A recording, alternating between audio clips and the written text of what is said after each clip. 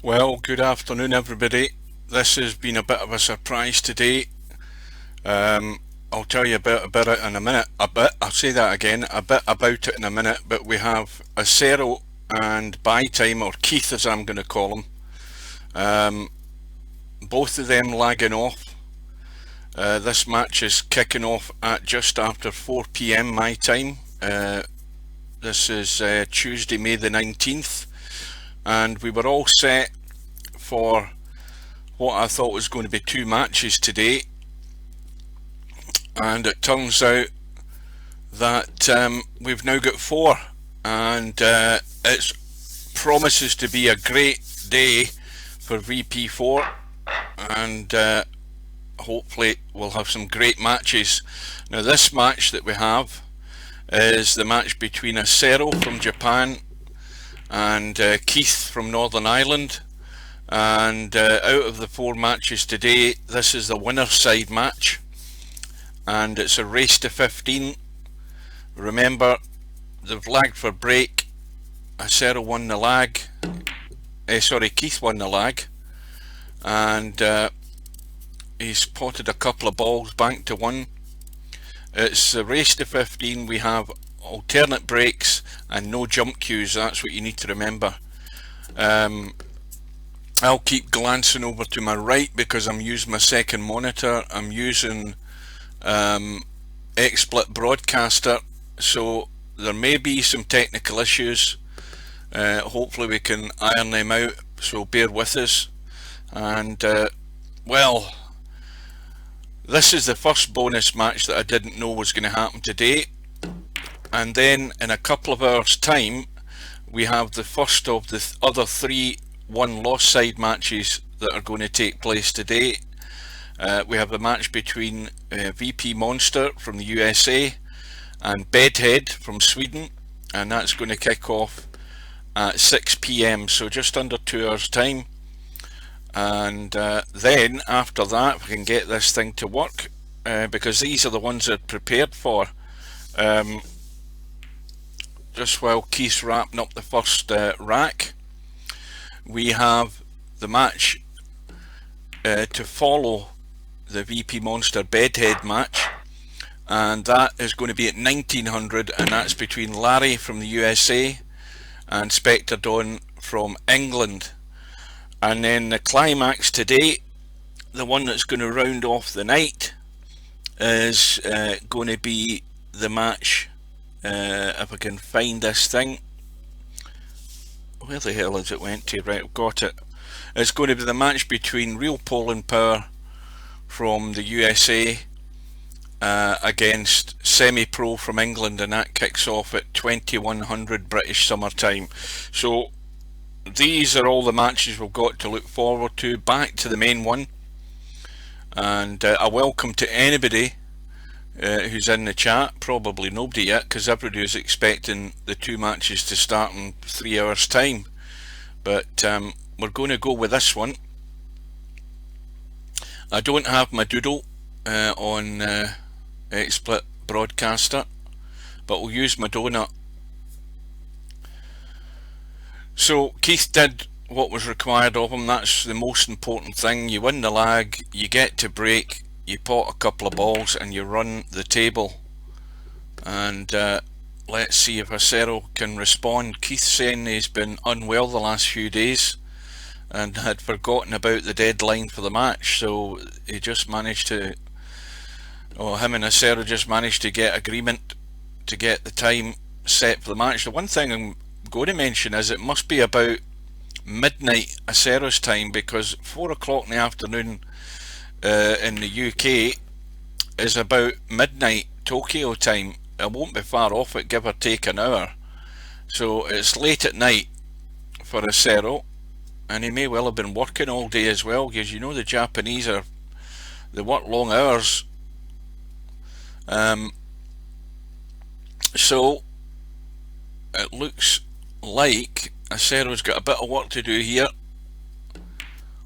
on this 5 ball. Yeah, he needs to get into that a bit more to get across. He's left himself a tough one. This is a thin cut. Cue ball running up and down the table. This is a crucial shot already, but he's played it well and he needs another one. So a couple of testers here already for Acero.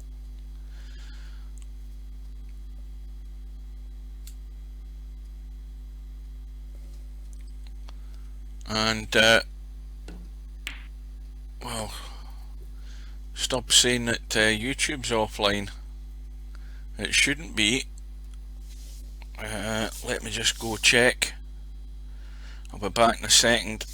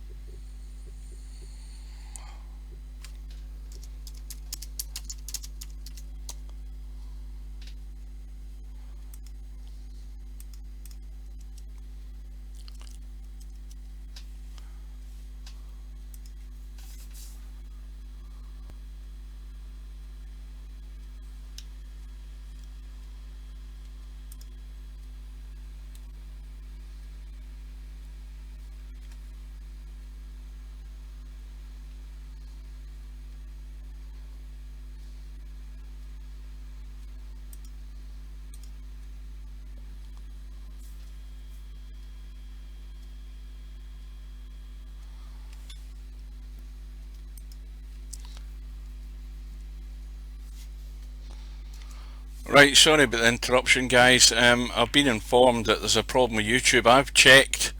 Everything says it's okay my end. So try refreshing the live stream, and if it's not working for whatever reason, then please jump to Twitch. Now I'm not seeing any chat. Everything I tested everything before I started this stream, and the chat was working. There's no chat appearing on my screen, my second monitor, I have to say that, whether somebody's typed anything, but it was all working. I spent 2 days testing this, and I also retested that the 3 channels were working. I noticed I had 3 viewers on Twitch. But if I do, they're not typing anything and it's not appearing on my screen, my second monitor. Meanwhile, we are into the third rack, so Acero has won the rack on his break, and he's got ball in hand here in rack 3, table wide open.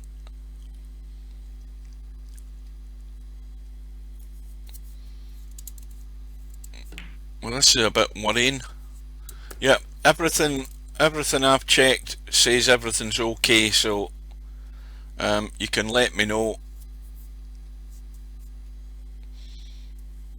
Oh, my head, I keep turning because I'm looking at the second monitor for the time being. Yeah, stream is going, but nobody. If anybody's typing in Twitch, I am not seeing it, and the chat was working when I started the broadcast. The message comes up to tell me that the chat is working. That's a bit annoying.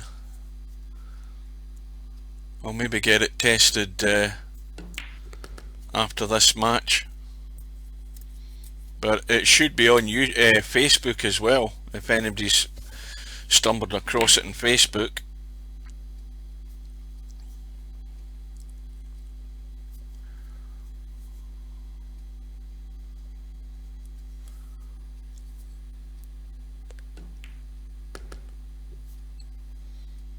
So Acero has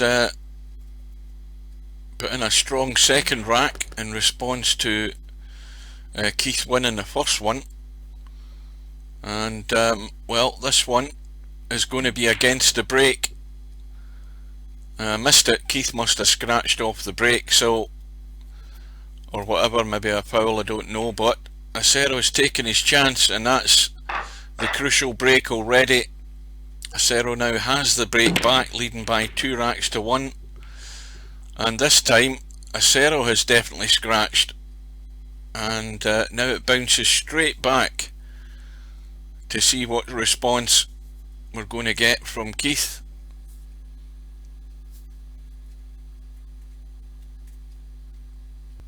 This is frustrating, this not seeing the chat. Again, these balls are sitting perfect. Hang on a sec.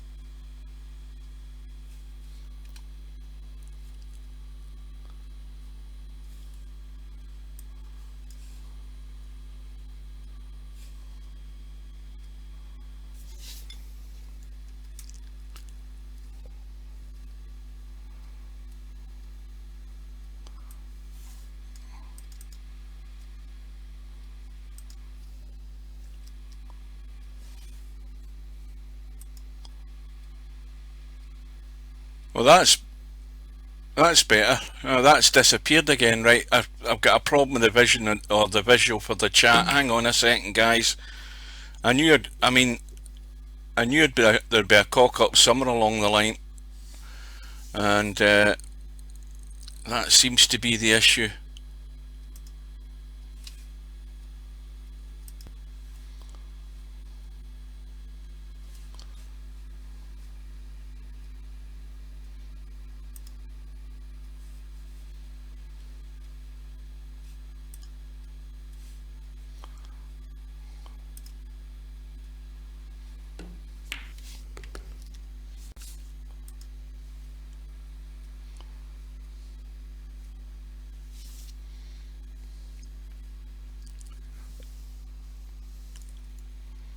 Right, hang on, just bear with us.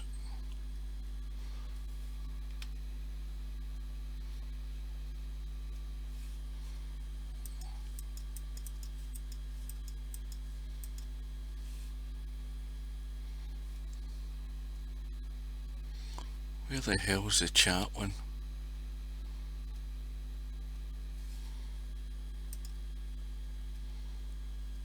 Yeah, I've been told YouTube isn't live. I don't know what the problem is with it at all. It's all showing it's good at my end. In the meantime, I'm trying to get this bloody chat to show. Hang on. I can see the chat there. Right, wait a minute. Let me try something. Right, let's see whether that works. Hold on.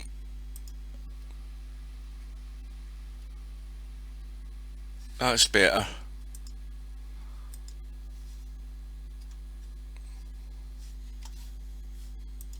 Right. Yeah,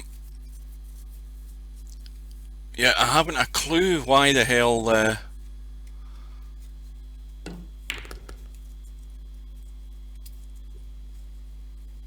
I don't know why the bloody thing's not working. It's all saying it's good. Are you seeing any white lines on your screen round the chat? Let me know if you are. There shouldn't be. Hang on. Right.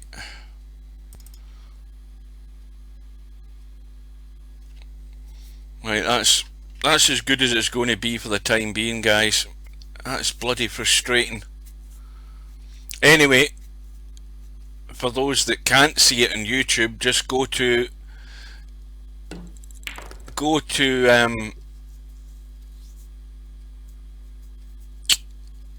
Twitch, or go to Google and search 9ball.com, Twitch or whatever. You'll find it, no problem, and there should be the sort of second and a half, sort of 2 second delay on the stream anyway.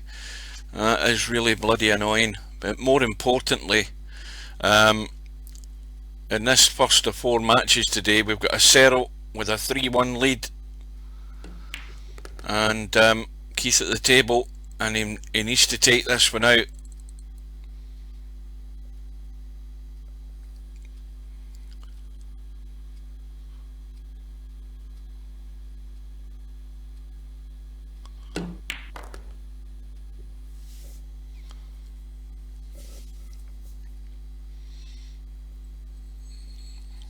Well, looking good on the 6. Should be no problem for this. Get straight on that 8 ball. Just kill it if he can. He doesn't want it to leave any angle if he can help it. Well, he's got a slight angle, and he may want to just run through and check this inside, which it looks as if he's lining up to do, just to square the cue ball here. That's exactly what he's done, and he's going to get back to within 1, so he's still 1 break down. It's like tennis, this. There's 1 break of service, and Acero has it.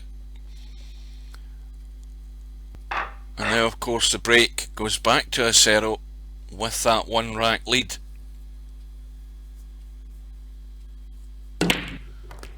Well, welcome guys. Sorry about these. I knew there'd be bloody technical issues of some description, but it's definitely no fault of mine. The one that was my fault is the chat not showing over the game.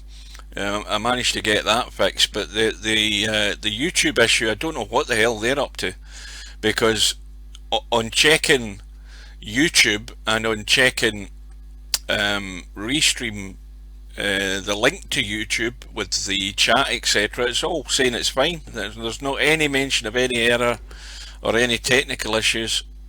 We'll just have to try and resolve it after this match. I had actually intended to go get my dinner. Once I'd been messing about and setting this up, I had intended to go and get my dinner and get ready for the 2 matches later on today, but now I've got 2 matches in the afternoon, in the late afternoon, so and all I've had is a packet of crisps. But anyway, technical issues or not, we've at least got a stream going, and well, Acero is really sitting tough on this 4. This is going to be a good shot.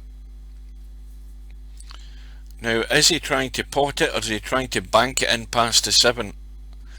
It's difficult to say what he's trying here. Well, he's gone for the bank in the middle. He's overcooked it, and it's gone. Very difficult here for Keith, but it's still a chance to get that break back and get it back online.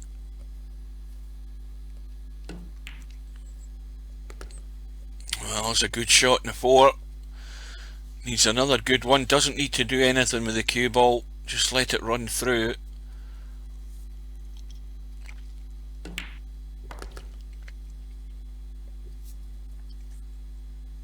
Well, now it can either come back or go forward and across. Yeah, he's going forward and across and out. And this is now another little awkward one. It's just that the square angle he's got in the 8, just has to get the pace right on this, and he's fell a wee bit short. Now I don't know what the audio is like on the stream, whether it's okay or not. I can only go by the feedback from you guys. But anyway, we are back all square. The matter has been resolved as far as the break goes, and Keith breaking off in rack number 7.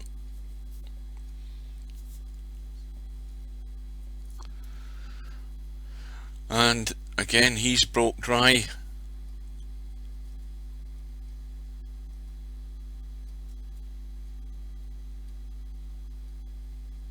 This, well, the 2's awkward where it was, so Acero not trying to draw back to get behind the 8. He's going to play the high cut and needs to avoid the 8. He's playing with a bit of inside again, just to straighten the cue ball and stop it running into that 8.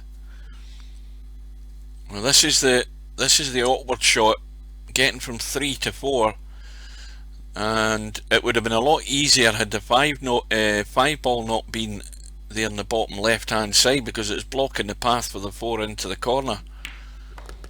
He's trotting through for the 4 in the middle, and that is perfect. That is a well played, well paced shot, and he's looking very good now.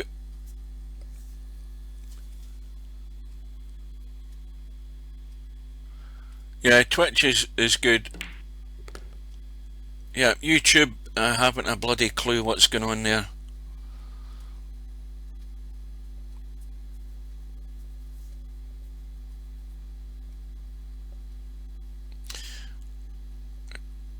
If there's any issues with the feeds going to any of the channels like YouTube, Facebook and Twitch, I get an error message on Restream and it tells me, but there's nothing there telling me anything. So I'm in as much in the dark as you guys are.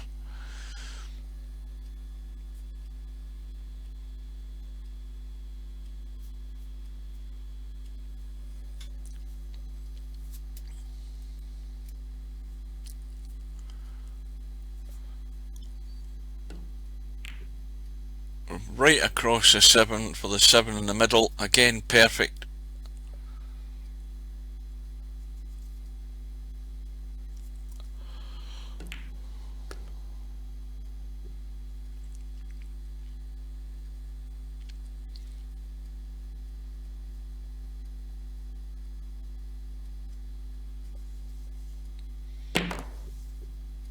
And that needs to go, it needs to go. And I think he's okay. He's just going to hit that knuckle. He's perfectly safe as far as scratch goes. And that is a good reply again from Acero. And well, this is already shaping up that it might go the distance, because Acero has now got the break again. He stole it back.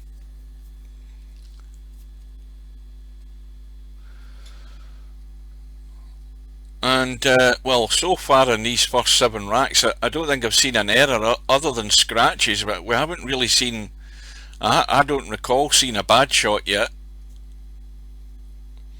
So this is a good appetizer for what's to come later on. And a quick reminder to any latecomers, we had the 2 matches scheduled, which had been scheduled for a couple of days, and that was the ones between Semi-Pro and Stubb and Larry and Spectre Dawn. And unfortunately, when I came home from work the other day, both the matches, well, there's a mistake, and that is a mistake by Acero.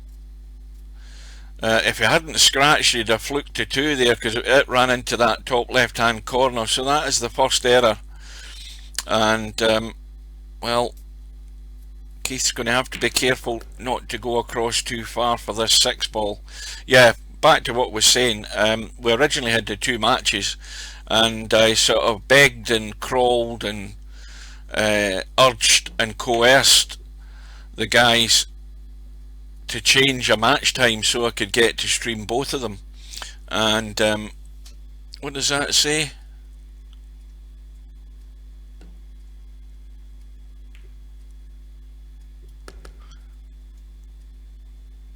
Who's that asking that? Because I can't read the name. It's small on my second monitor. Well, I move the camera around on certain angles that I want to see, and I think the viewer wants to see. But what I don't do is I don't keep rotating the camera, especially in 9 ball. You don't really need to.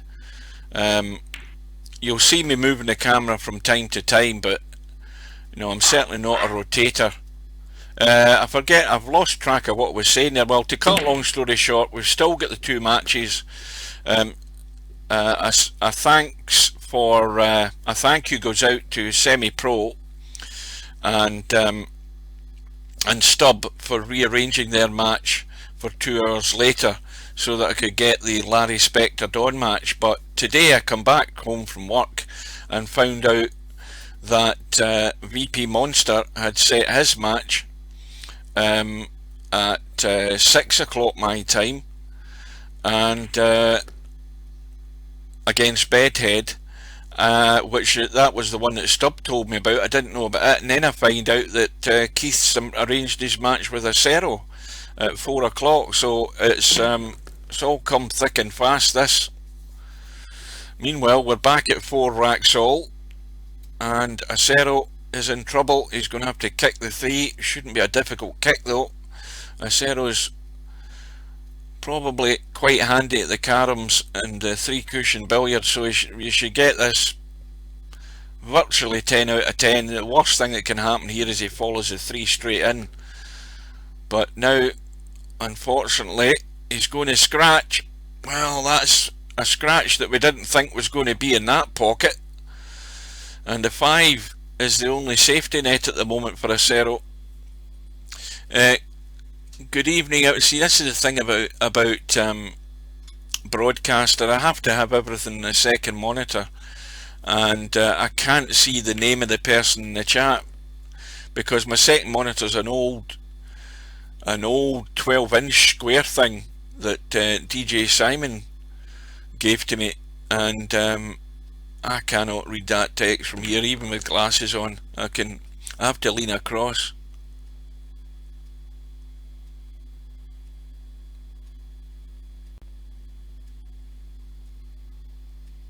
Oh, is that Steve? Oh, good. Well, thanks very much. Once again, apologies guys, I don't know what's wrong with YouTube, but Twitch will do. If you go to Twitch, well anyway, you can't be hearing what I'm saying in YouTube if it ain't working, so you're going to have to work that out for yourself. Oh, it's gone wrong again, and of course it's going to have to be the bank. And, well, all or nothing, and he's missed it. Just caught the point, and Acero is there just to sweep up what's left, the 8 and the 9.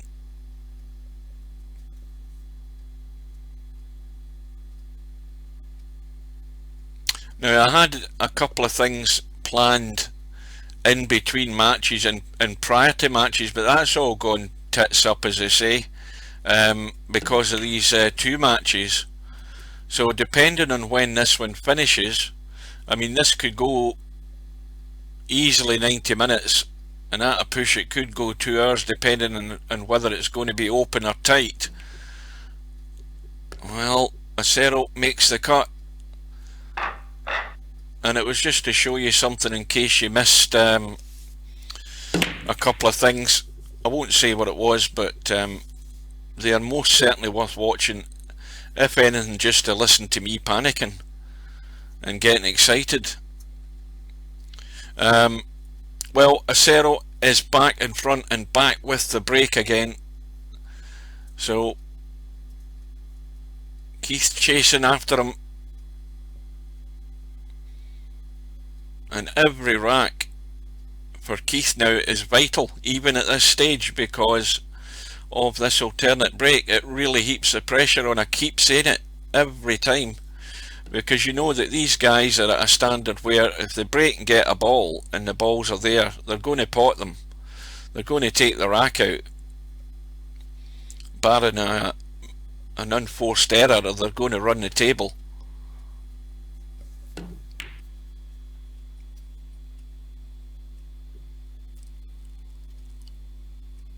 What's that, Moz? I can see Moz because it's a short name.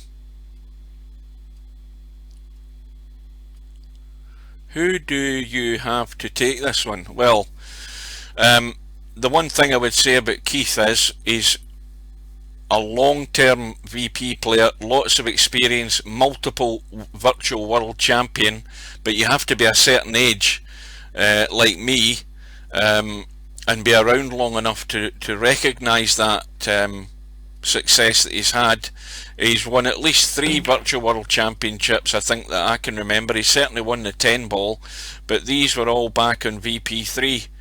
So yes, he is a veteran of the game, He's got lots of experience in real life playing 8-ball pub on the bar table.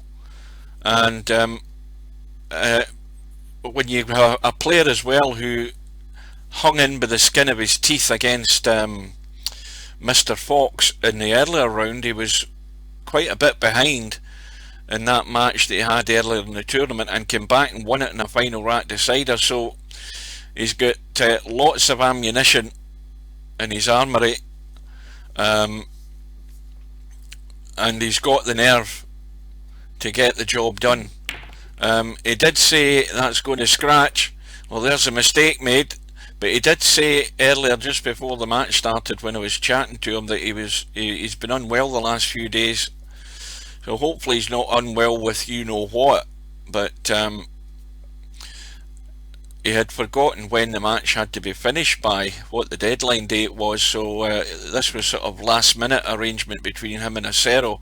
Now Acero is a very good player, and like, he seems to have a very good temperament, and of course being presumably Japanese, he speaks Japanese, and he certainly does speak English. He certainly types it, but he lets his game do the talking, and he does seem to have a very good temperament for the game.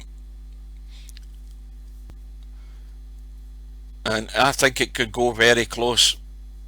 Very difficult to choose between the two. But this is going to be an important break in the match, because provided Acero can get good shape on this 8-ball, wide open spaces in the table. See, even that shot there, that shot is perfect. Nice little angle, just a soft draw off this 8. He can even bounce it down off the rail if he wants. He's got plenty of room, and he's, you know, the nice little angle just to drop down onto the 9. If he'd been the wrong side, he'd have had to go down towards us and back up the table. Okay, he would have probably still got the 9, but that's where mistakes can be made, when you just don't get that simple shape. But it is important, because Acero now has opened up the 2-rack gap. I think that's the second time it's happened. I think he was 3-1 up, and it's now 6-4. Well, Keith, he didn't play that very well. He's going to be in dire trouble here in a second or two, because he tried to nudge and lock behind the 3-ball, and he's clipped it. And Acero with the simplest of safety shots, and of course no jump cues, and Keith's in trouble here. Has he got the gap between that 8 and 9? Let's have a wee look. Oh yes, he can get there. Just needs a wee bit of English, a bit of left, and a bit of luck. That's what he needs. And well, let's see if that squeezes in off the jaw. No, that's too tight surely. Yeah, that's very tight. No, that's not going. He's going to have to run for cover surely. I don't think that's going to go, and I don't think he's got it. Or has he? No, I think he can get through. So, however it turns out, it's going to be a chance here for Keith to get one back.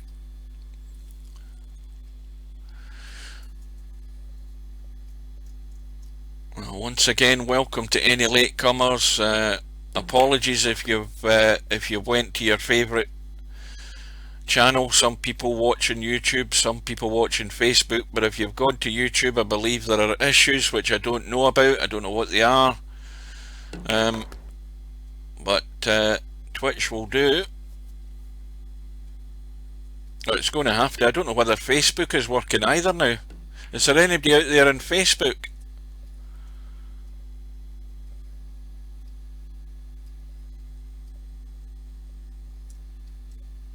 Usually Albie, if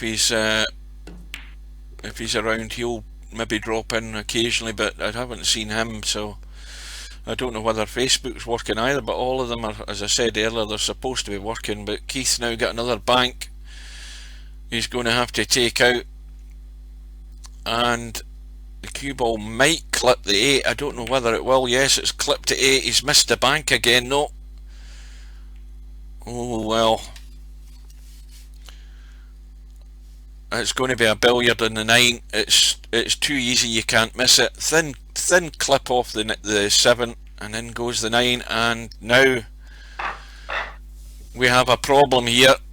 If you're a Keith supporter, Keith from Northern Ireland, he's now trailing by 7 racks to 4. And Acero breaking off in rack number 12 with the 3 ball down and a shot in the 1. And again, no excuse here. He's got a big wide open space to get that cue ball on the 4 off this 2.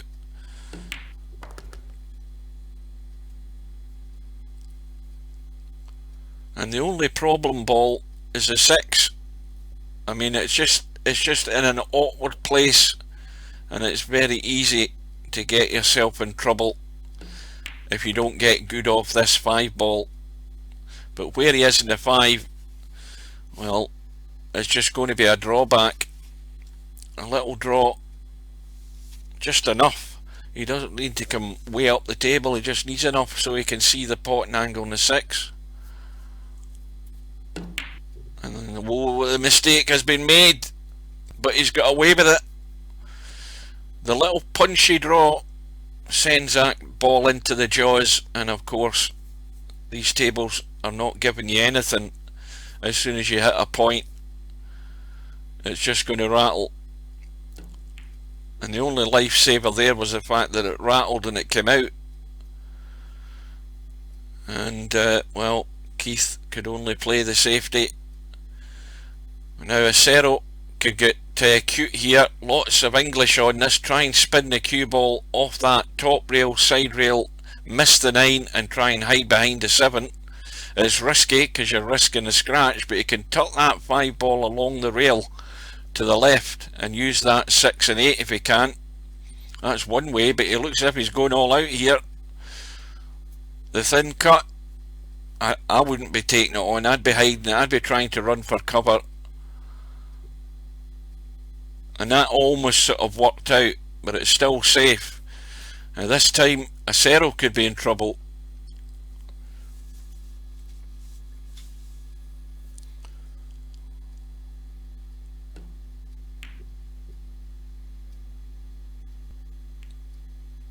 Yep.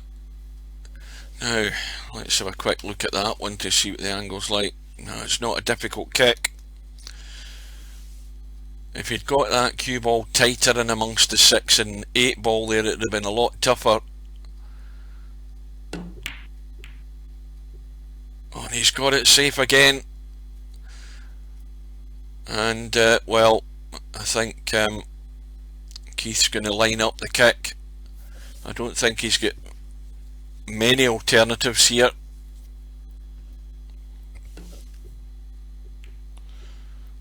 And it wasn't easy. And now we could be looking at a 4 rack gap any minute now. Well, he's going to hit the 8, there's no doubt about that, but he can use the 8 as a stopper as well, where he can just put a wee bit of bottom in the cue ball. Well, he's going to run through.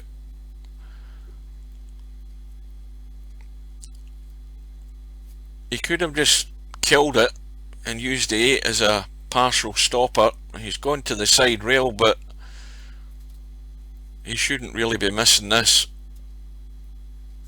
Cue ball just running across the left with a long cut in the 8.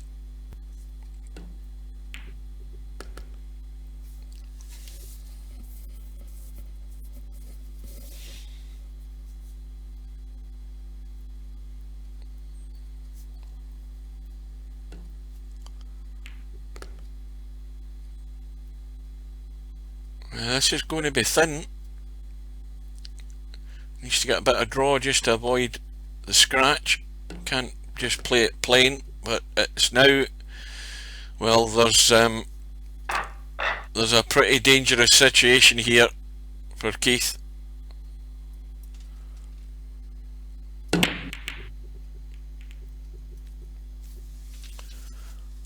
And he's now trailing by 8 racks to 4, and he's got to get working.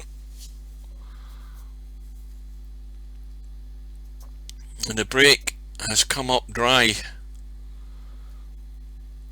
Now, the obvious shot here is somehow getting on the 2 and playing the 2-9 combo. That'd be a cracking shot if Acero could get anywhere near the top end of the table. But look at the traffic that's in the way. Oh, if he misses a 6, well, the 6, oh, I thought the 6 had done him a favour. I thought the 6 had done him a big favour there. He was just about to sort of drop through there, and he would have still been able to play the combo. In fact, he could have potted the 2. There's just enough room, I think, to squeeze the 2 past, so now he's having to kick. And wouldn't you know it, he's kicked it in. Well, I told you that Acero is good at finding his lines. He definitely does like a bit of 3 cushion.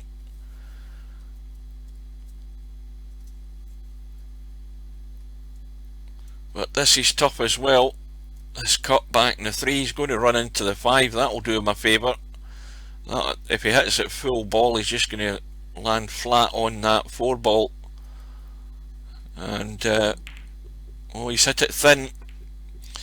Yep, he hit it thin, and in turn he's missed the 3. Well, now we've got a 4-8 combo waiting, and to put it simply, this is a must. It's an unexpected chance here for Keith, and surely hasn't locked himself behind the 6. Well, look at the gaps that you've got here. You've got a foot there and a foot and a quarter there, and he's managed to find the middle. And this is where it gets frustrating.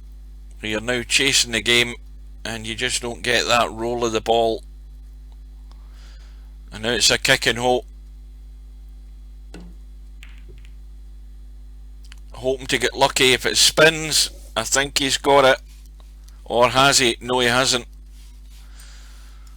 And the 4 has got most of the pocket to go in, but the only lifesaver is that 8 ball here. The 8 ball is hiding behind the 9, and you can't get to it where it is there.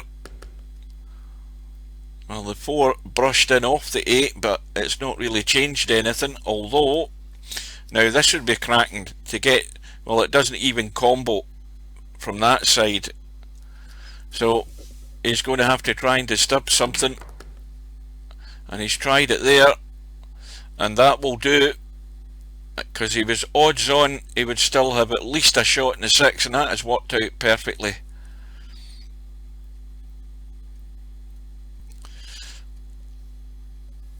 So Keith is going to have to start digging deep, and he's going to have to start pretty quickly, because Acero is already halfway home, and he's going to have a 5 rack lead in these next 3 or 4 seconds.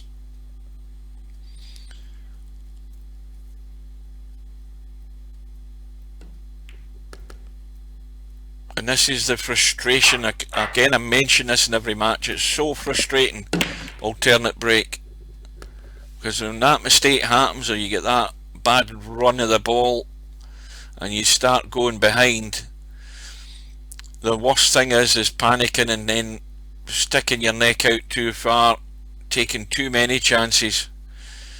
And then of course the other side of the coin is, well, if you're backed into a corner, there's only one way out, and that's to come out fighting. And well, we've got the ingredients for that. We've got the ingredients for a comeback, but as I've also mentioned before, Keith can't do that without the help of Acero. Acero's going to have to start running out of shape, coming up with dry breaks. There's 2 or 3 factors that are going to have to go into the mix for Keith to get himself out of this.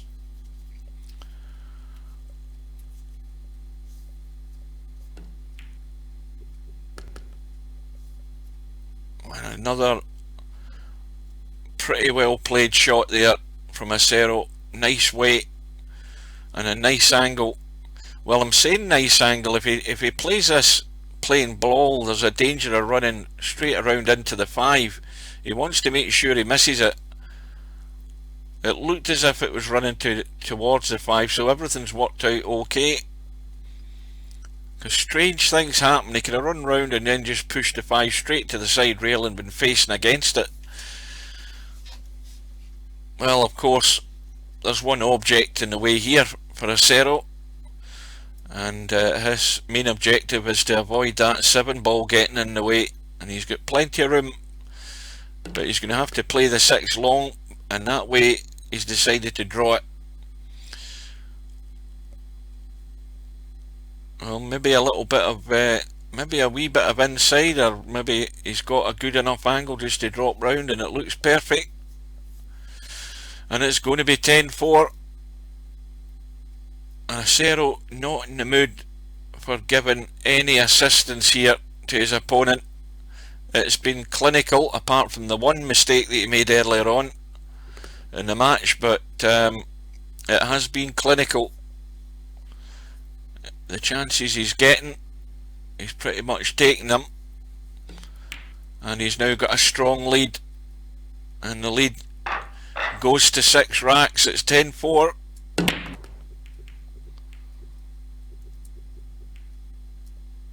And Keith's break in rack number 15. 5 ball goes, 8 ball hanging, and nowhere near an easy shot in the 1, especially where the 2 ball is, and he's played it well.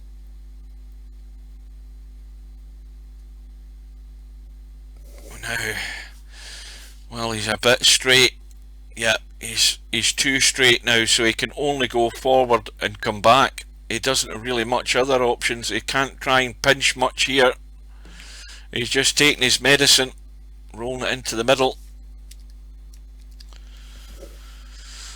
And this is not easy either, because the path of the cue ball's going close to the 9 and 6. Well, he's gone long to avoid that, and that was the tougher shot, but it was the right shot to avoid that collision. But he's got to back it up. How many times do we say that?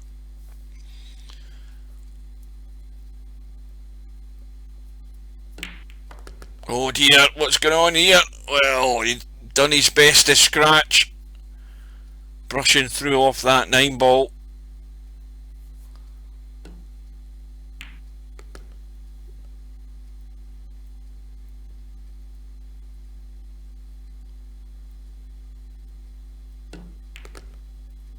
Well, this is a lifeline here for Keith, getting 1 back. But unfortunately for him, the break goes back to Acero, and Acero has scratched, and he's also done Keith a favour. He's potted a few balls. We've lost the 2, we've lost the 4, we've lost the 7. So well, he's got to take this out, hasn't he? I mean, the only difficult shot is, if you want to make it difficult, is getting on this 5. He's going to leave the high cut. He's going into the jaws. Well, this couldn't be much awkward, much more awkward, I should say. He's left a high cut. 5 ball well off the rail. Pace is good, and now he wants to get tight onto that rail on the left side, because that gives him the nice little angle just to drop through, and that is still pretty good. He can just roll through. So it's going to be 2 reasonably quick racks this time. the assistance was given by Acero. The scratch was made, potted a handful of balls in the break, Acero, and then of course the rest was history. It was a fairly straightforward run out in the end, and Keith breaking back and back to within 4, and would you believe it, he scratched off the break. Well, he's not doing himself many favours here, is he? He's handed it straight back to Acero. In fact, the break came up dry apart from the scratch. Well, Acero's just going to have to drop this 2-ball in. There's nothing he can do. But he's got a straight in 3 and a 4 to follow. 5 in this bottom right.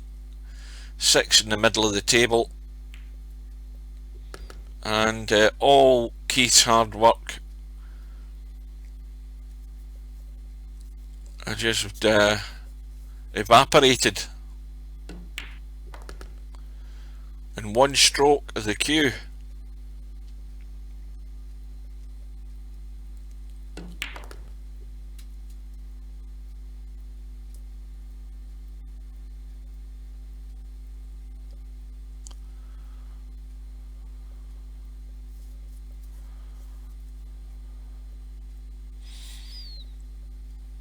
Well, this is a bit tough again. He's making life difficult for himself here, Acero. Pressure's on. The chance to stretch his lead again.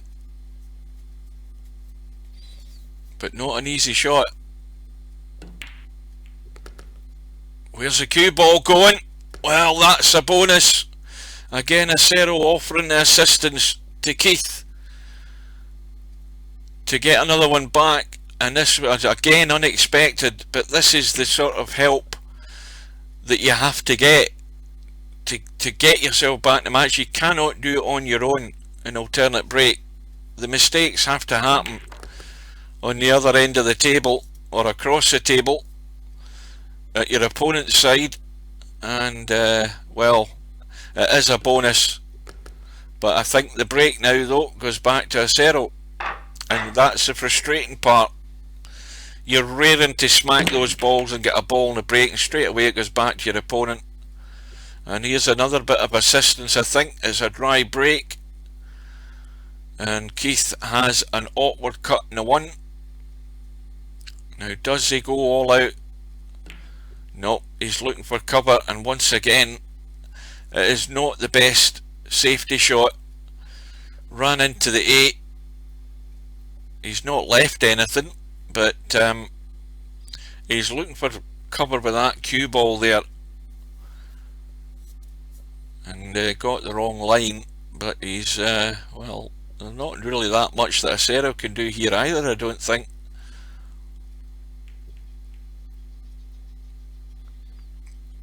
Well, now it's difficult. Can he see enough of that one to squeeze behind? I don't think he can. Well, I think he can. I think there's enough to get there and just nudge behind the 7, is there?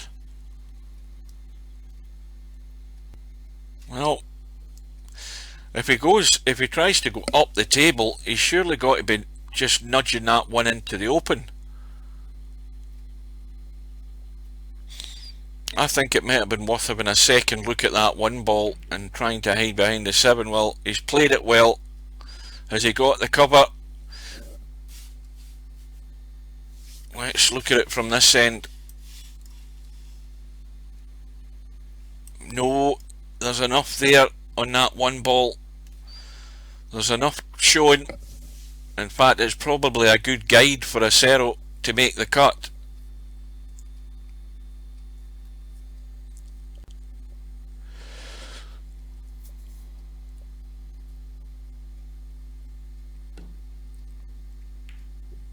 That's a good shot. And the pace is good. Where's the cue ball again? Oh, I thought it was going to go into the middle.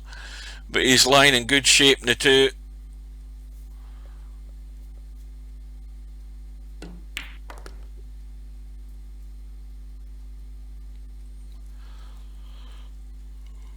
Well, the yawning started already. That's early. It's not even 5 o'clock. presuming you can see all of the three. Well, now that nudge on that 5 has made it interesting, although when you look at it from here, if he gets the cue ball in the middle of the table, he should be okay to make the cut. And I don't think he's going to put the cue ball any better for the line on that 5 there now. But he's going to have to work the cue ball though to get on this 6.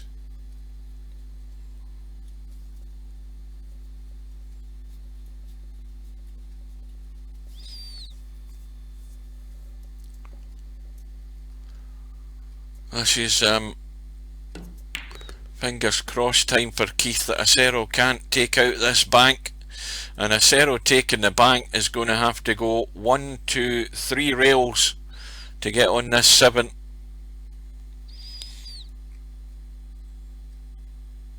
And he should avoid the 9 and 8 no problem.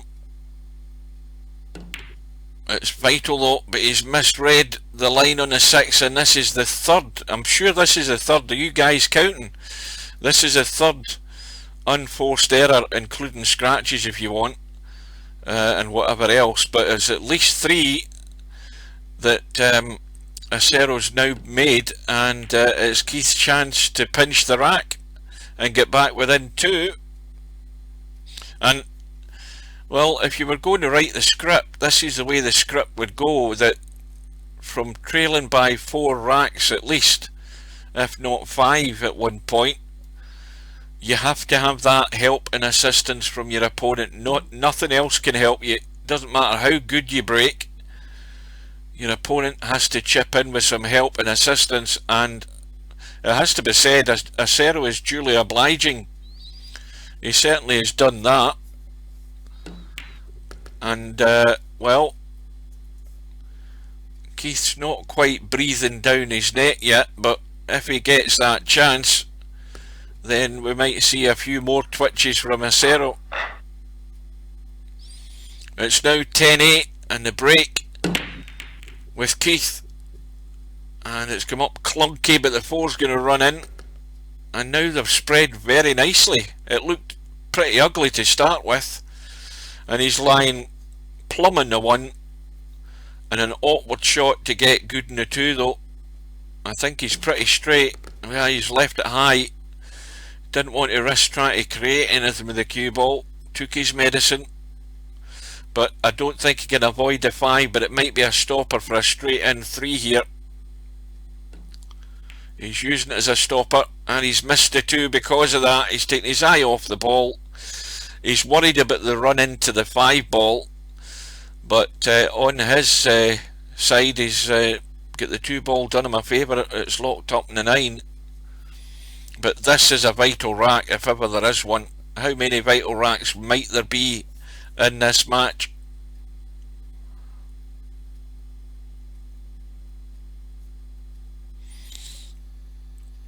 Well, the odds may well have changed from the midsection of this match, with Keith trailing by quite a margin,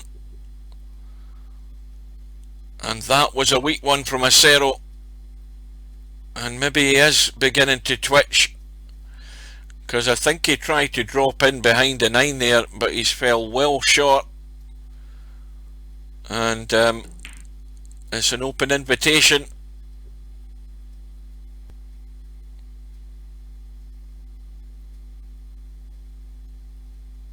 And this, of course, is on Keith's break. That's not going to get there. That is a fatal mistake there by Keith.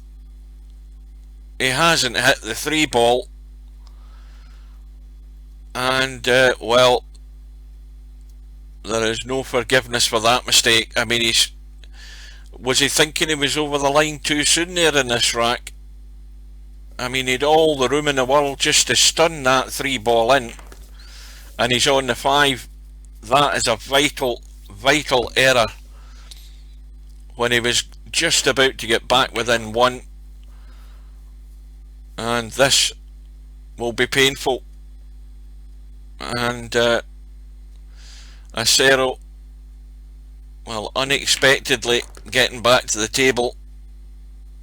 And is he going to take this out? Is he going to make the punishment hit home? Well, he's a bit straight in the 7. Just a stun shot. Kill the cue ball. And a roll in the 8. And this is hurting severely.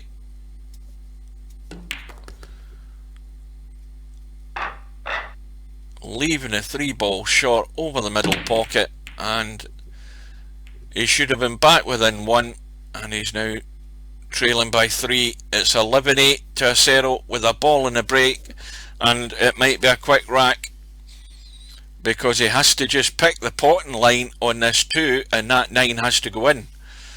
You know, you can't chase the laws of physics, Captain, as Scotty used to say. But if he just picks the line on the pot, he has to pot the 9, nothing else can happen. So if he gets the pot suite on that 2, the 9 will go. And there you go. I rest my case, gentlemen. It is now 12-8. And that hurts even more. And that is, well, he's going to remember that for the rest of the night anyway. And it's cost him. It's now a 4 rack gap, and well, he would have been back within 1, and now he sees Acero running off into the distance, and Keith's now running out of racks. And this is now in the situation that we've had in earlier matches where Acero has the 4 rack lead and he doesn't need to push the boat out. He just needs to bide his time and take what's given to him, hold his break if he can, and pinch whatever he can, and he'll win the match.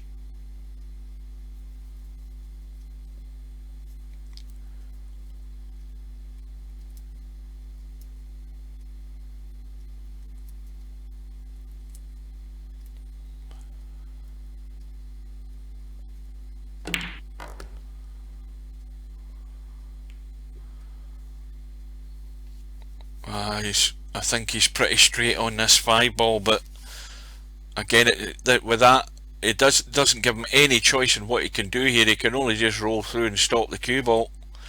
So he's going long. And again, I think he's dead straight in the 6, so it's just roll it in dead weight or pinch an angle if he can. He might be able to pinch an angle, yes he can. Well, don't chicken out in this one, that's my advice. Get that cue ball through, off the end rail and out.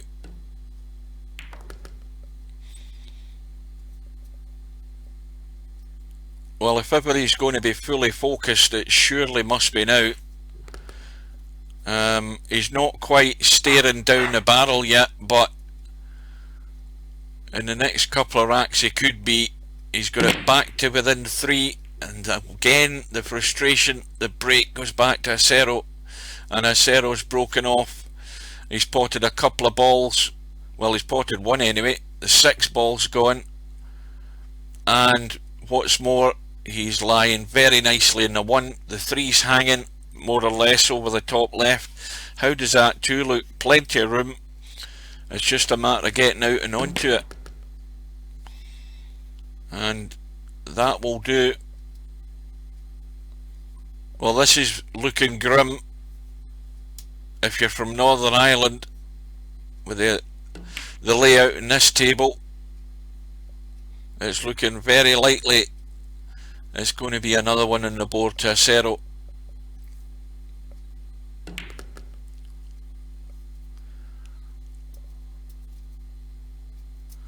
And the match, well, the match is barely an hour and 5 minutes gone.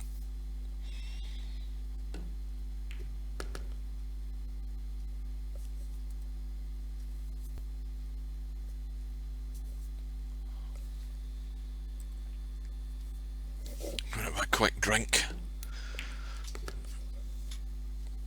Well, it's looking good for 13-9.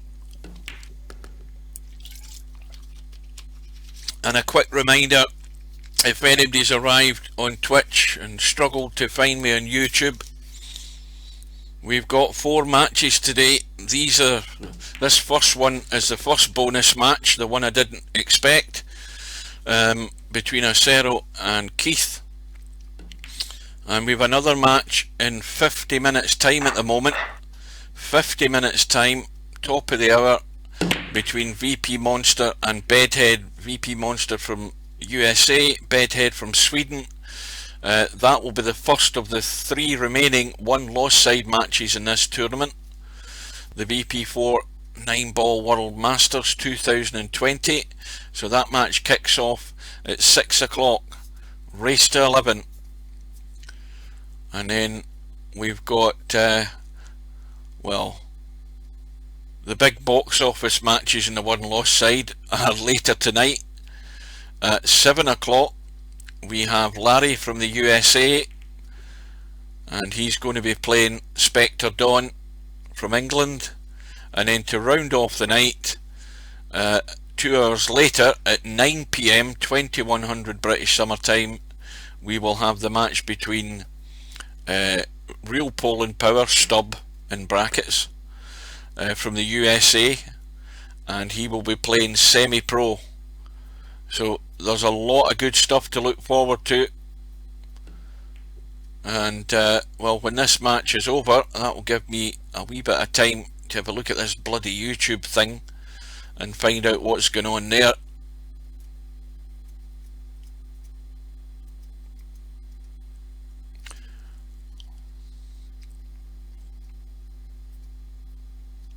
I mean, I don't save my videos on YouTube, but the only place that's things get saved is on YouTube.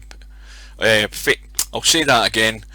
Anything that's broadcast on Twitch will stay there for, I think it's 14 days, and then unless I do something with it, it will be automatically deleted. But in the meantime, what I'll do is I'll download the video.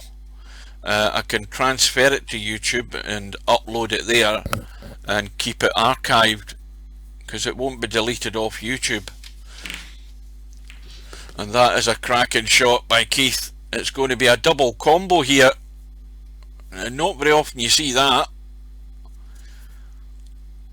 Started off with a 3-ball combo, and he needs to get lucky, and he's still in shape on the 2.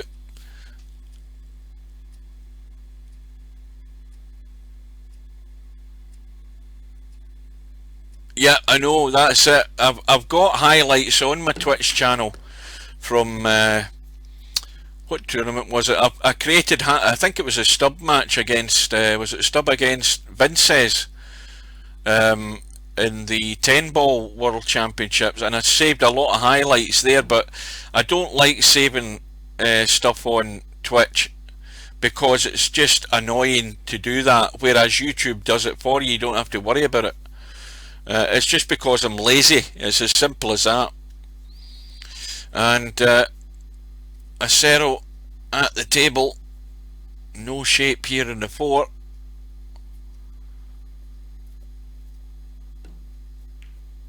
And that looks pretty good pace, and he's got good cover, easy kick, no problem with that. It's getting it safe, and that will do, because Keith's found cover behind the 9. He's apologising because he got lucky, but I'll tell you, if I was trailing 13-9, I wouldn't be apologising. I'd be taking anything I could get. And I don't think the angle's there. I don't know whether he can get behind the 8 and still make the angle to the 4. He's looking to massey around the 9. He had to get into a lot more than that, and I think he played it too fast as well. Well, here's a chance with ball in hand for Keith from Northern Ireland, and it's another one of these you simply have to take. There's no excuse. It has to get done, and this will take Keith to double figures if he can do it.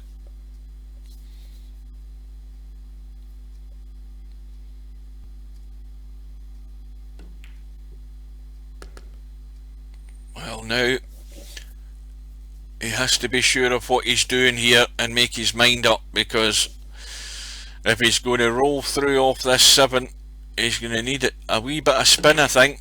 He's played the stun. Oh, this could go wrong. If that had clipped to 9, it could have scratched. He's got away with it. He breathes again. And now it's going to be surely the push through to get out into the table. Has to be careful with this as well. And he's got pretty much a straight in 9. If it's slightly off angle, he doesn't want to let this cue ball run. He could scratch the middle. No, he's okay. So he's got it to 10. And a break goes back to Acero again. Leading by 13 racks to 10. Ball in the break.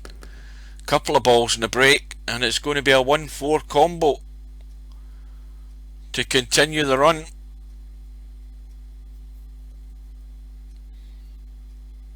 The 2's gone and the 5 has gone, and this rack hinges on where this 1 ball finishes up. And he's missed the combo, and the lifeline has been given. And Keith's at the stage, of course, where it's no miss. He has to take everything he's given. Cannot afford an error. Has to get shape and has to get the pot, and that needs to keep running. And he's gone a bit square, and this is awkward because the little voice is telling you there's a danger of scratching. So you're always looking to try and take evasive action, but he's restricted with where the cue ball is. He can't get at it. He's took the risk. He's missed a scratch. And he's on the 4, and he should be home and dry because the pattern here's simple enough. Drop the 4 in, cut the 6 in, kill the cue ball in the 7, and make sure you've got an angle on that 8 to get up for the 9.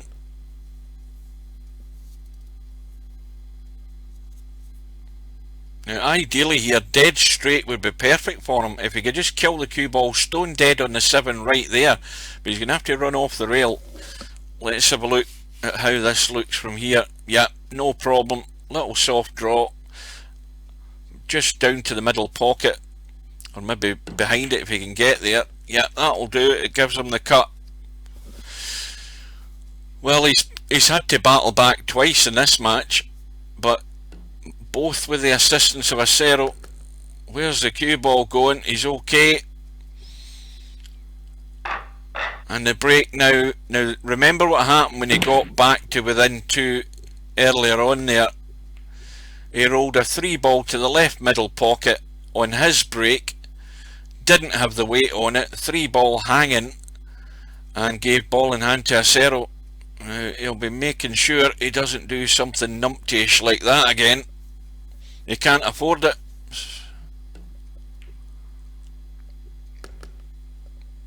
Oh, he's played that well. He's found that gap between the 4 and the 8, and he's lying perfectly in the 2. And I told him earlier on when he said he'd been feeling unwell for the last 3 days, you know, very often that's what actually makes you play better. It sounds weird. You feel, you know, you feel a bit shitty and unwell, and all of a sudden you're in a game and all your focus is on the game, and it takes your mind off what your ailments are.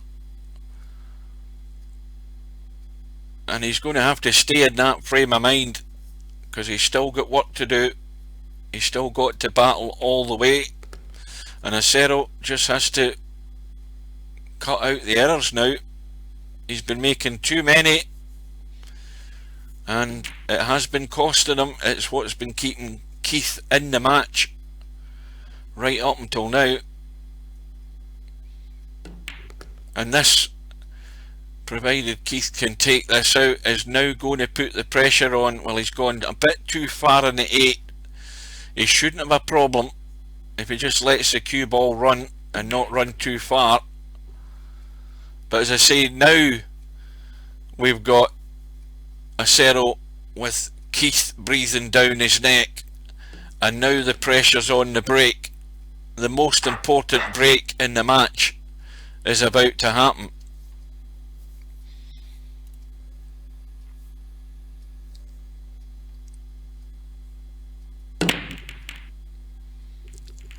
Well, the 5 ball eventually goes in, helped in by the 2.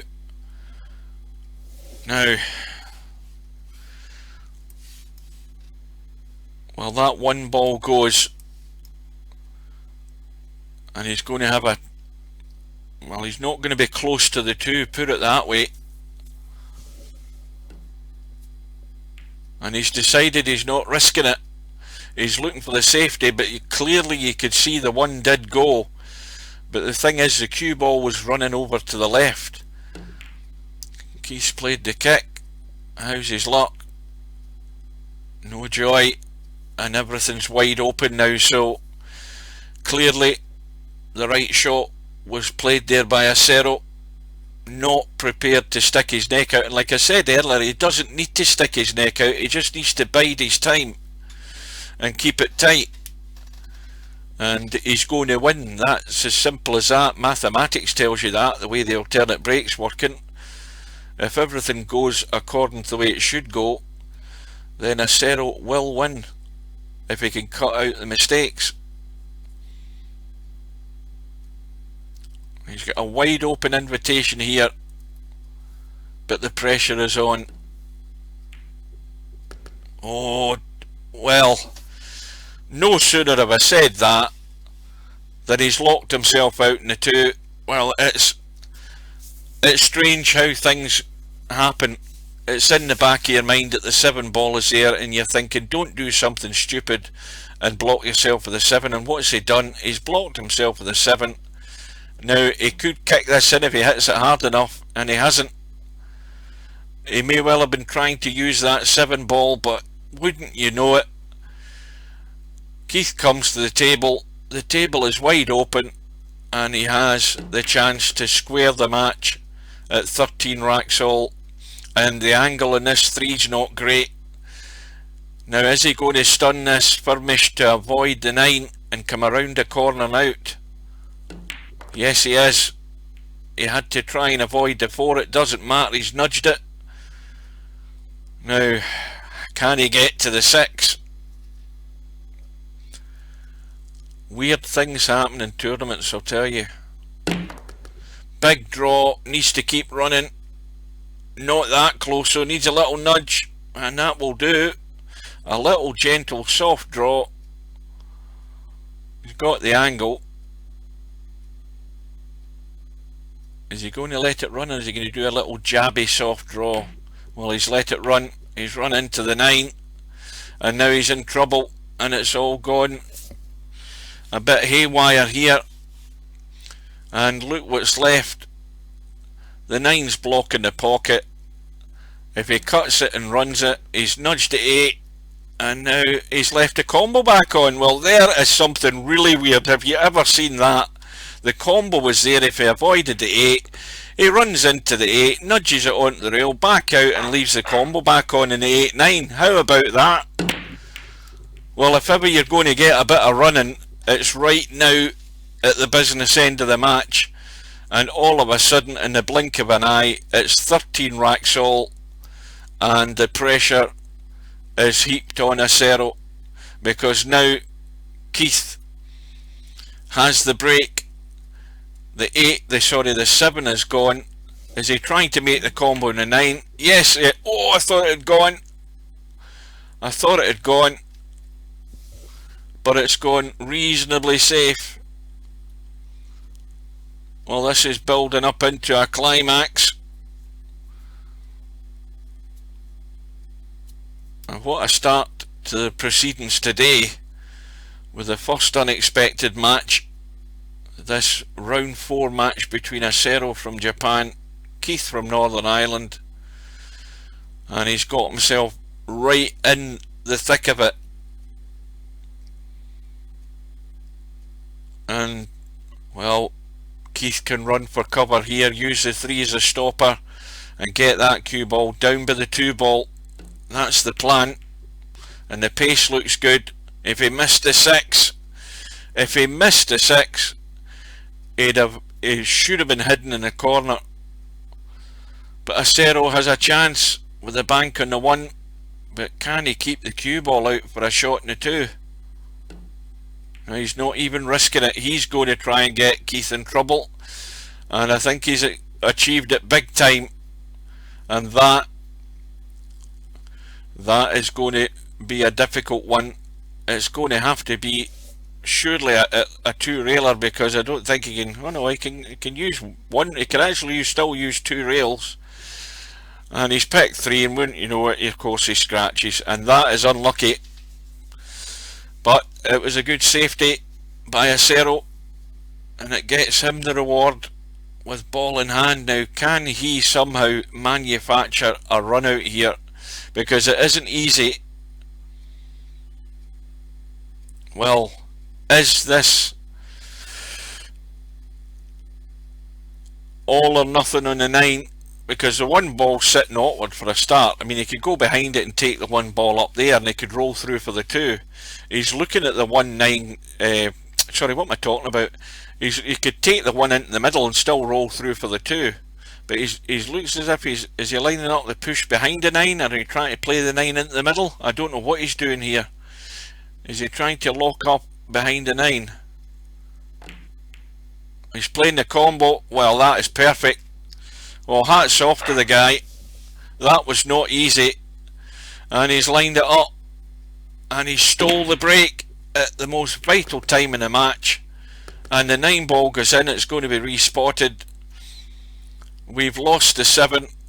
He's got a shot in the 1, and he's got a chance to win the match.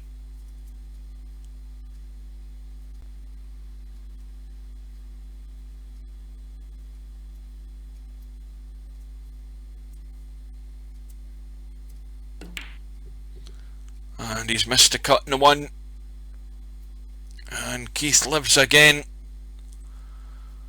albeit hanging on by his fingernails.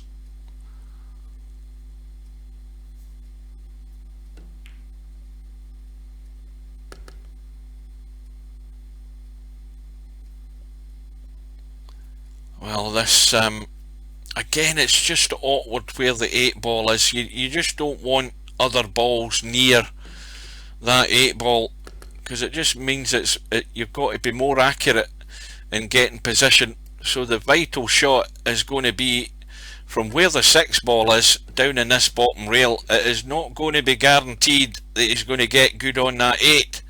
So this is going to be the crunch shot coming up in a couple of shots time.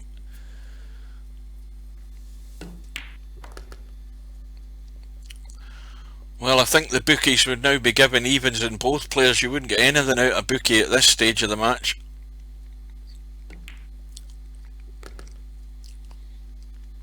Well, he can go through. He can go through. Oh, I've hit the wrong bloody button there. He can go through, run around the angles and get out into the middle of the table. The further he goes, he's left it short. Now, I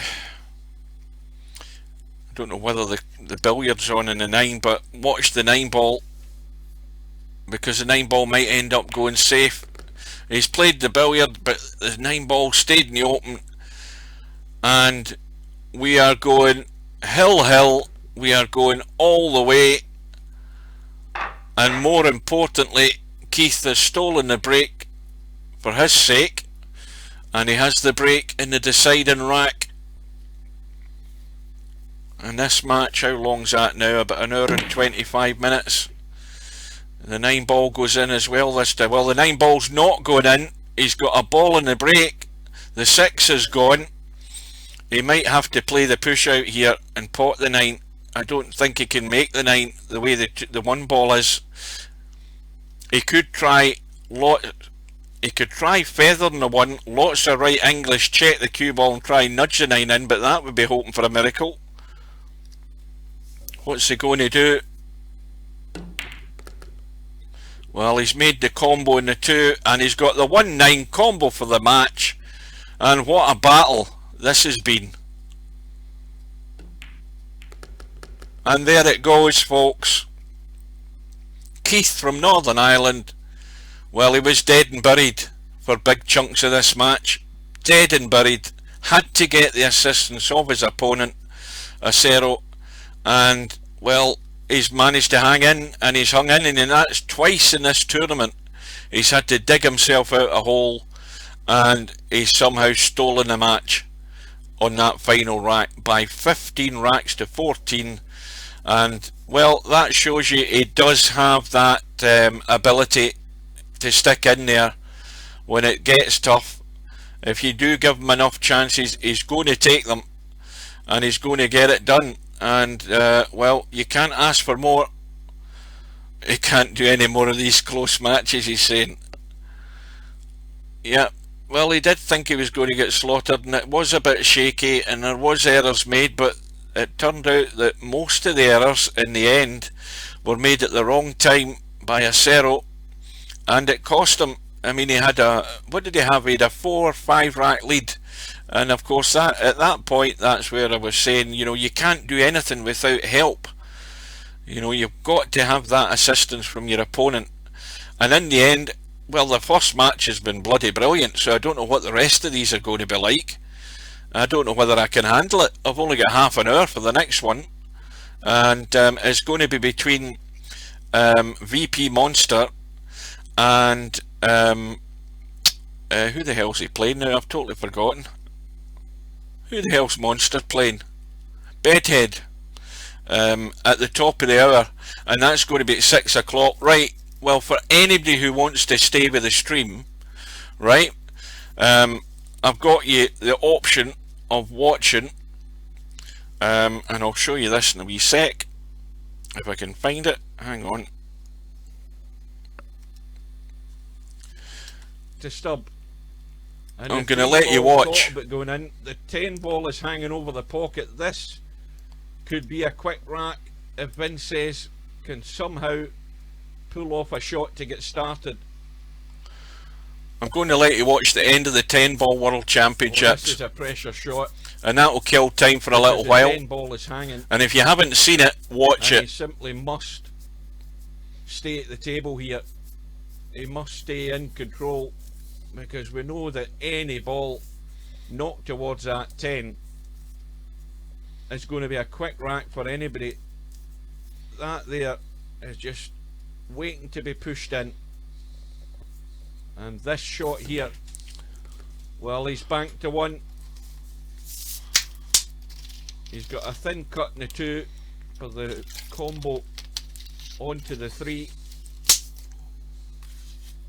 But now, of course, he has to keep his head clear about what he's doing, because the 2 might be locked behind that 6, and that's where it can go wrong here. He's got to be careful, and that is the problem. And now he's going to have to spin in behind the 6 to chip the 2.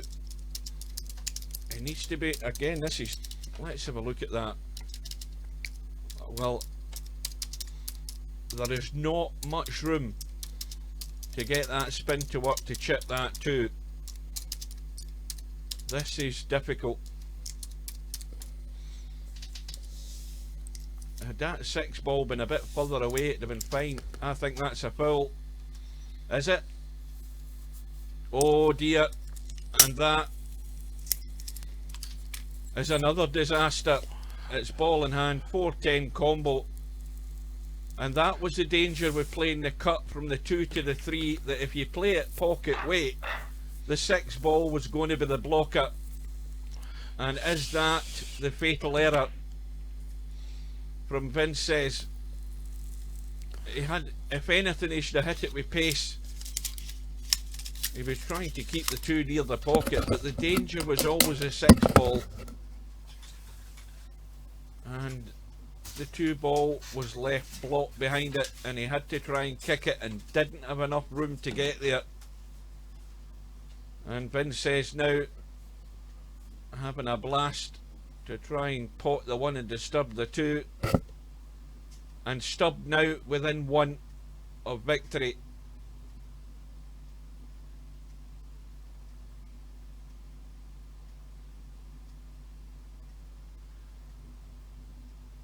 Well, he can pot the 1. He can stun to avoid the 10. But I don't think he can avoid hitting something. He'd be really fortunate if he doesn't hit something up at that end of the table. But really all he's wanting is a sight on the 2, because he's got an easy safety off the 2. You can use the 5 as a stopper and just get that distance again.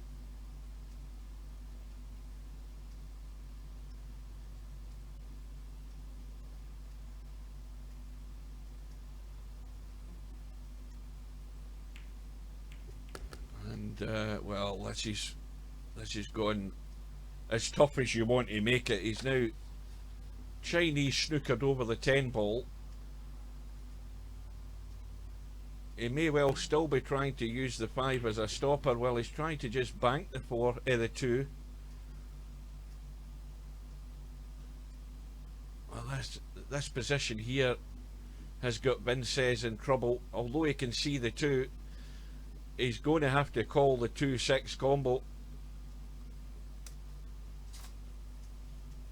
There's plenty of room to get past that 9, but has he called the 6? Well, he has now. And the same problem with this shot, he has to hit this. He needs to get the cue ball out of there. Well, he's tried to hold it. I don't know whether he's done enough. He's going to have to spin around this 9 slightly to get the kick. Is that another foul? No, it's not. Ah, that was close. But that clip in the 9 has scuppered his chances here for a shot in the 4. Now what does he do to get it safe?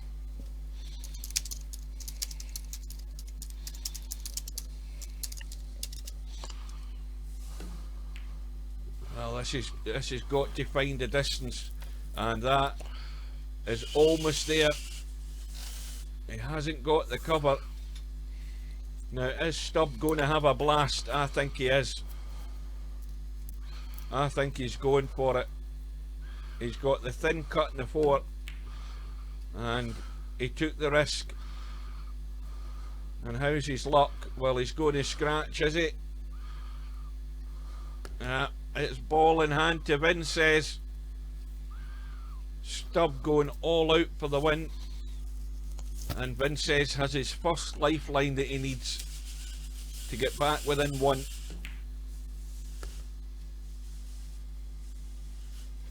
Well, it's not all over yet, apart from the fact that Vinces has just got himself a wee bit straight.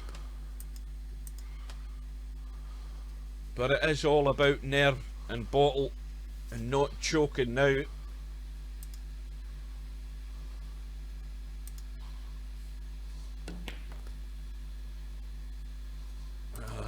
This is a wee bit nervy, this one. It's a wee bit awkward. We know what he has to do. Just pot the 8 and run off the rail and out. But it is going to be, barring something miraculously silly, Vinces getting back to within 1. And Stubb could not resist the cut on that 4 ball. It was extremely difficult, but he was having a blast at it and going for the win. And that's handed Vinces one of his lifelines. The break goes back to Stubb, and the break is dry. And Vinces, well, with no shot, there is a possible combo, but who is going to take that risk at this stage? And look at this 7 and 9, it isn't a combo.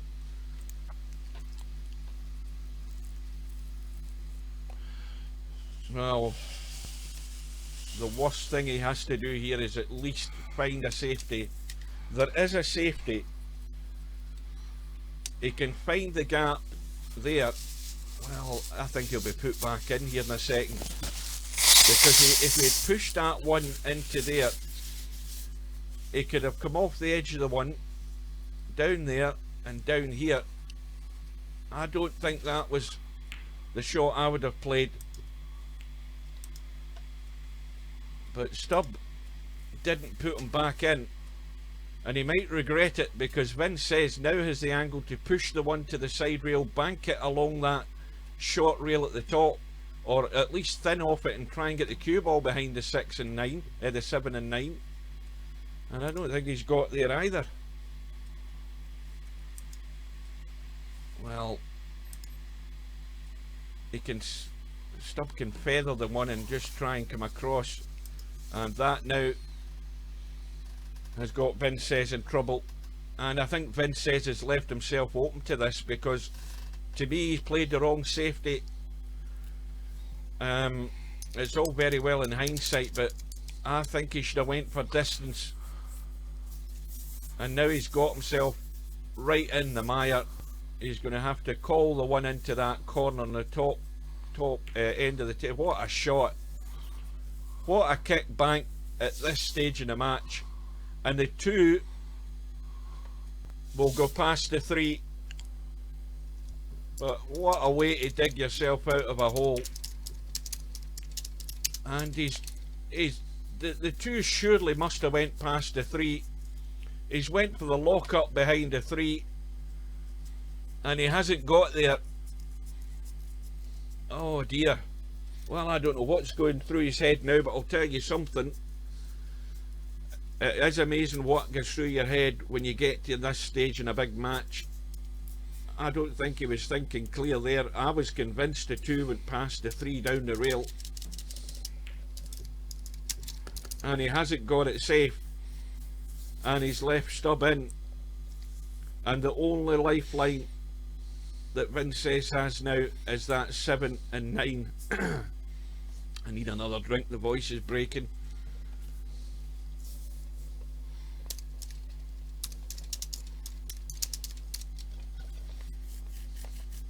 Is the 7 and 9 going to come to Vince's rescue here?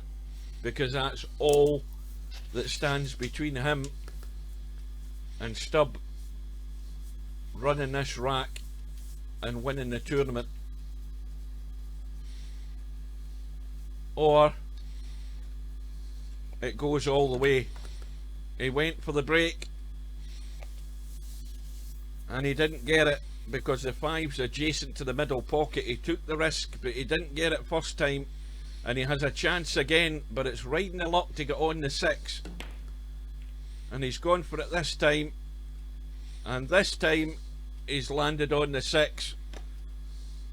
And this match, well, I'm going to say it, this match is over if he can get down onto the 7. Oh, that's going too straight. Well, what a shot here from Stubb. He's totally lost the plot there, and now he's going to have to run for cover. Well, that was his chance to win the match, and he's not got the cover. Oh, now is this off the rail? It is. Is Vinces going to play the bank again to save his neck and to keep him in the match?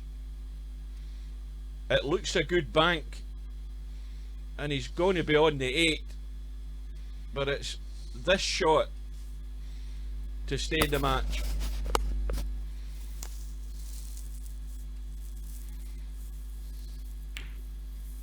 It's not there. It is not there. Oh, and Stubb has left with this tough 7, and he must fancy it. He's going to be on the 8, doesn't need to worry about the cue ball. All out for the pot. And in it goes. And anywhere in this bottom half of the table here for Stubb, plenty of room. It looks as if he's going to come over behind it for the right middle. That's what it looks like he's playing. No, he's playing the draw. Plenty of draw. Well, this is awkward. It is not easy. He might chip into the 10 here. and knowing that, he might have a bit of a dig into the cue ball to avoid it.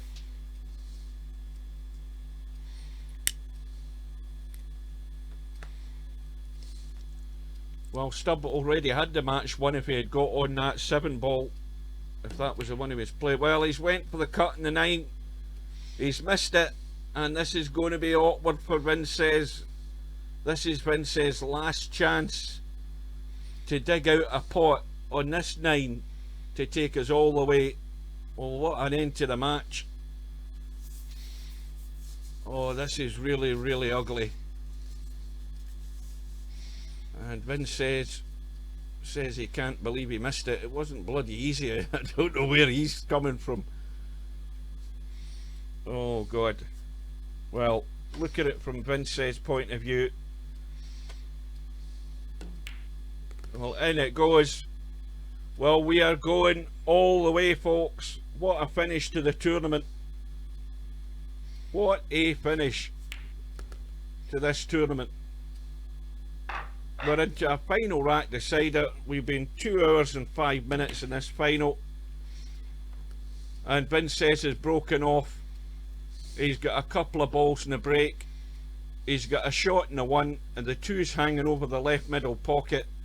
And as far as I'm concerned, it all hinges on this 1 ball. The 8 ball is fairly tight in that rail. And, well, it doesn't matter. There is still an awful lot of pressure on this 1 ball just to keep your nerve and not twitch. And in it goes. And again, well, no heroics here. Just drop the 2 in and you're on the 4 and get the cue ball off the rail. That's the order of the day here. Well, I'm going to have to watch this match replayed.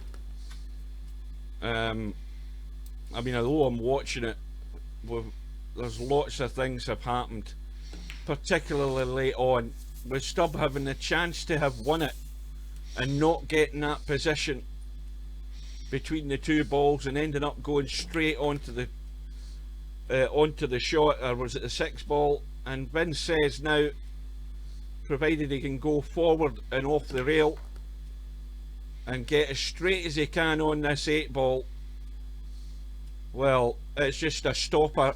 He needs to come back an inch or 2 for comfort. Oh dear, he's missed the 8.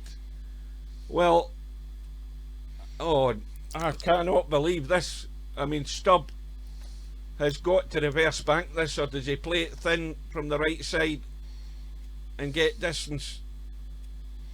And he had to draw back just to get comfortable in that 10, and we see it time and time again. These pockets, if you send them offline, are going to rattle and it's going to hang up. And Vince says, with a match at his mercy, has rattled the 8 and got it safe. And Vince says now has the reverse bank. He's going to go for it. He's not going to mess about. It's off the rail. It is a good reverse bank. But is he going to have a shot in the 10? It is all out, all or nothing. You get a shot at it, you have to go for it. Oh, that is beautiful. That is beautiful. But what about the 10? What about the 10? Oh, look at this. Look at this for a pot to win the tournament. What a finish. Oh, and it goes. And that was an amazing finish to this match. I am going to have to watch the full replay, because how the hell Vinces has managed to somehow hang himself in this, well, hang in this match is unbelievable. Stubb had the chance to have it won and he blew the positional shot, and somehow Vinces stayed in it and stayed in it, and he had the reverse bank. He could not refuse it. He had to get it. And then it went and he got a shot on the 10, which is all you ask for. And somehow or other, Vinces has won the match by 17 racks to 16. Well, I'll tell you what, guys, there is going to be some people watching the replay for this. Well, is anybody still out there? I got a bit excited. Apologies for that, but I thought it was worth letting some of the guys see that again if they hadn't seen it the first time round. But I still cannot believe the way that match finished. It got me rather excited, to say the least. Well, we are here unexpectedly at this hour, because we've had two matches scheduled that we weren't expecting. The main events are due to start later. We've already had a great match between Acero and Keith by time, if you want to call him it, or however he wants to pronounce it, from Northern Ireland, Acero from Japan, and that was in the round 4 side. And we've had a match that went all the way, and Keith having to battle from behind twice and hang in to the very end, basically, and win the final rack decider. So we've had a starter, and the main courses are still to come, and we've also got a match that is due to start in, let me just check the watch, about 13 minutes time, and that's a match on the one loss side. The rest of the matches today are all on the one loss side, race to 11. It's the match between VP Monster from the USA and Bedhead from Sweden. And let's have a quick look. We see Bedhead is in warming up, and well, VP Monster, there is no sign of him. Now, the one thing to be said about Keith is, not Keith, Stubb. He's been in most of the day I've been in. He's been warming up for his match. I think Semi-Pro's been in and out during the day, but I certainly haven't seen VP Monster, so I think he's just going to play it by ear, provided he gets here in time. What I'm going to do in the meantime, I've had a look at my YouTube, because we've had problems with YouTube not showing, and again I still haven't a clue as to what caused it. But what I'm going to do is I'm going to kill the stream for a minute, restart it, and see if YouTube kicks in this time. So if there's anybody watching on Twitch, it would be handy if you could go to 9ball.com's YouTube channel and have a look and see if the stream is then working on there. So I'm going to be back in about a minute's time, and we'll kill the stream, and bear with us. We'll see if we can get it back up and running. Be right back.